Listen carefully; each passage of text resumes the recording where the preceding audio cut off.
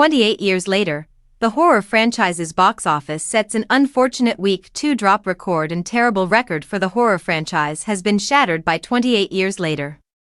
The third film in the post-apocalyptic horror series, which centers on the rage virus wreaking havoc on the British Isles, was directed by Danny Boyle, the original filmmaker, who reunited with screenwriter Alex Garland.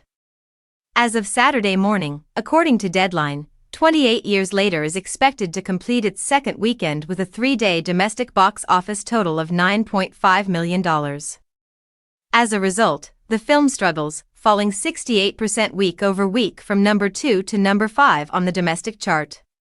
That is a more than 20% decline, the franchise's worst week 2 dip ever. It is just the 20th film of 2025 to surpass the $50 million mark in North America, nevertheless, with a cumulative domestic total of $50.1 million. Although 28 years later suffered a significant setback over its second weekend, this is a typical outcome for the horror genre. Horror films are often front-loaded, with strong opening weekends typically followed by 50% or more decreases. But none of the first two films acted like your average horror film.